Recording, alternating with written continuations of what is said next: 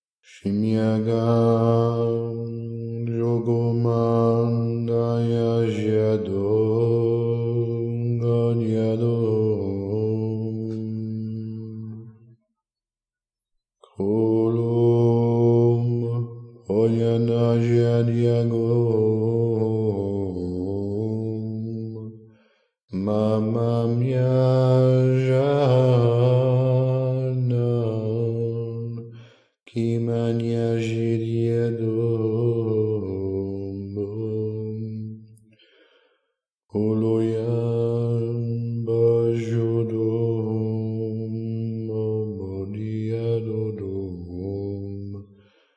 Sholiadom.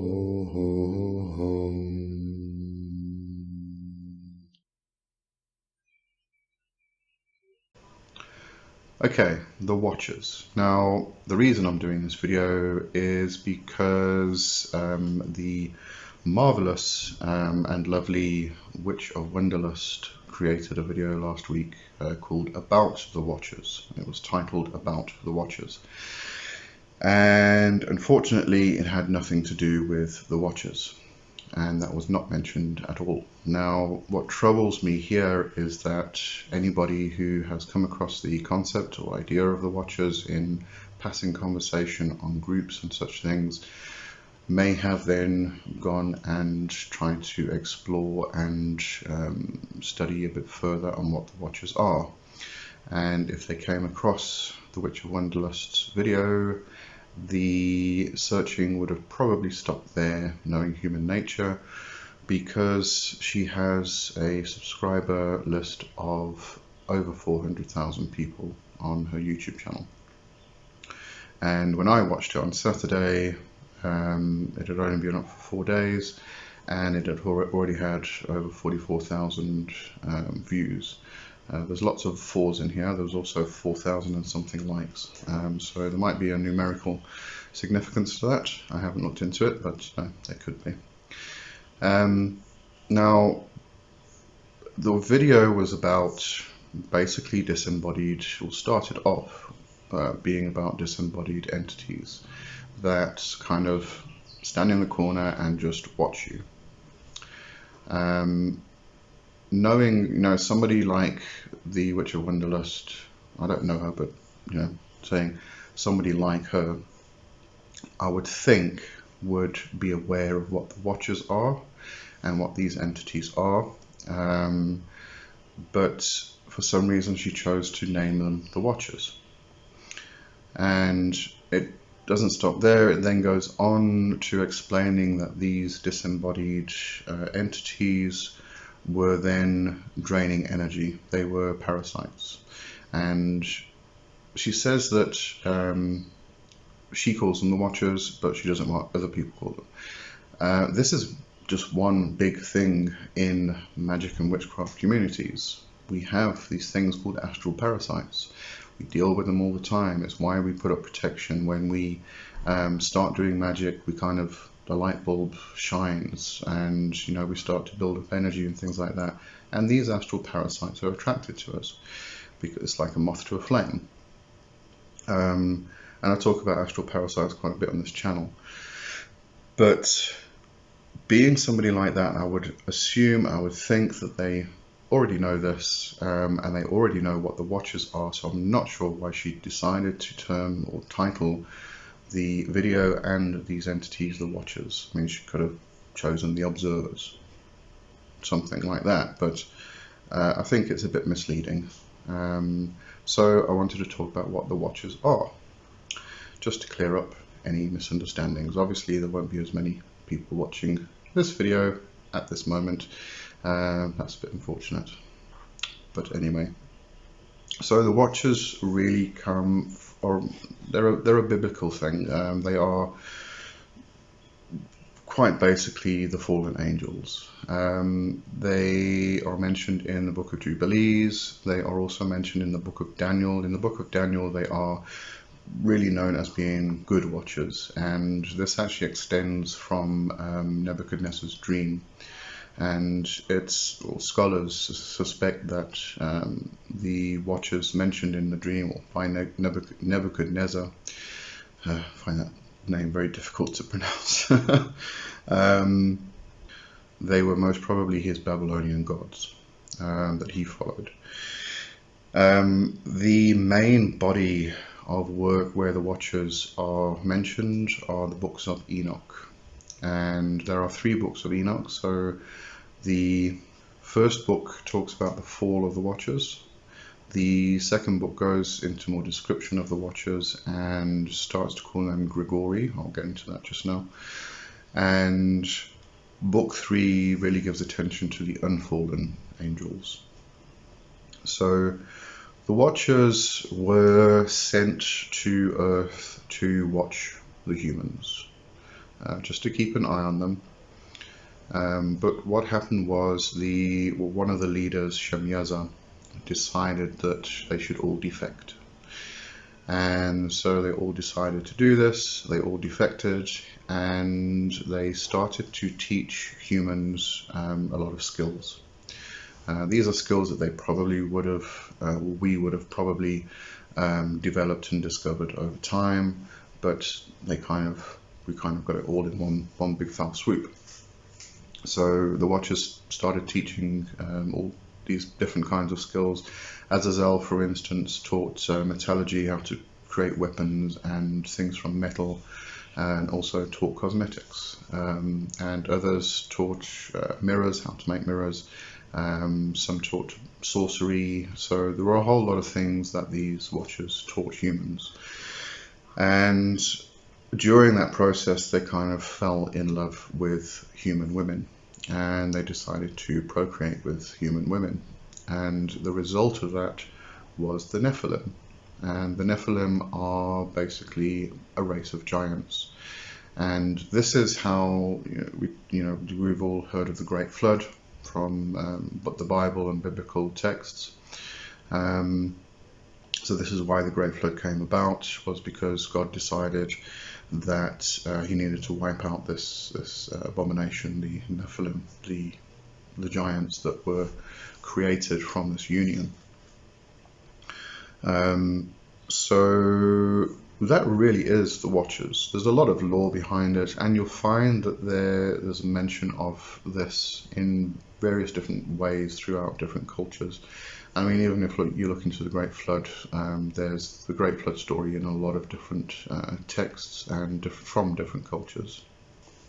Now, what is interesting is that this word Grigori that was given to the Watchers to Enoch is actually a Slavic word, but it has its root in the Greek egregori, and we talk about the egregore quite a bit, being these entities which are created from groups of people who are following the same thing, talking about the same thing, believing the same thing, and this cloud or body of energy develops over them, and it becomes an egregore, which is very much a type of God. What I think I'll do, I'll get more into the egregore. There's a lot of resources, I just need to double check, because the egregore is a rather big topic, but I'll try and get the nuts and bolts of that and really talk about it. There was also a question on one of my videos in the comments about the egregore, so I'll include all of that into a discussion about them.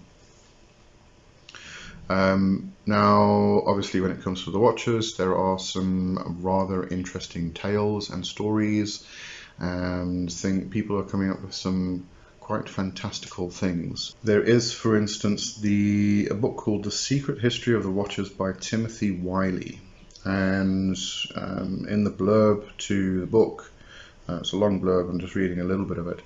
It states that after Lucifer's rebellion 203,000 years ago, Earth and 36 other planets were quarantined from the large multiverse. One of the rebel angels, named Georgia, was permitted to remain on Earth as a Watcher. The book is about Georgia as she shares her personal account. Okay, so that does seem to fall quite far out of the realm of the actual lore, but as I said, there's some people come up with some fantastical stuff. There's also an argument which is that the Watchers are actually based on the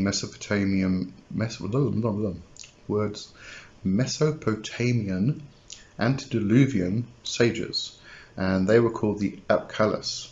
They were known to have connection with the demonic and to practice sorcery, and so they became demonized by many Jewish authors. So, you know, there's a lot of scholarly work out there which is very interesting about the Watchers. There's also a lot of lore coming from different cultures which talk about a group of beings which came to Earth and created a race of giants. You know, we find stories and lore about races of giants throughout history and throughout different cultures. So there's a lot we can actually explore with this. So if you did by any chance happen to come across the video by The Witch of Wonderlust, don't let your explorations end there. You know, I know she has a big following, and that kind of puts it out there that she is an authority on these topics.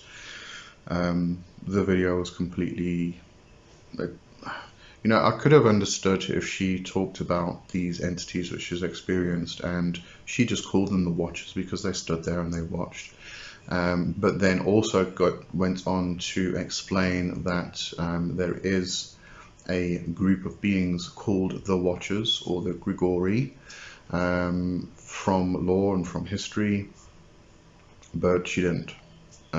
So, as I said, people who are trying to do some study, do some exploration into what the Watchers were, probably come across this video because it's going to get up there in the rankings, and that's where their study ends, because of somebody with such a big following is just considered to be an authority. But unfortunately, it wasn't actually anything to do with the Watchers. Alright, so I'm going to stop that there. And that's it for this week, or for today at least. And I'll see you on Wednesday. Alright, have a good one until then. Cheers. Bye bye.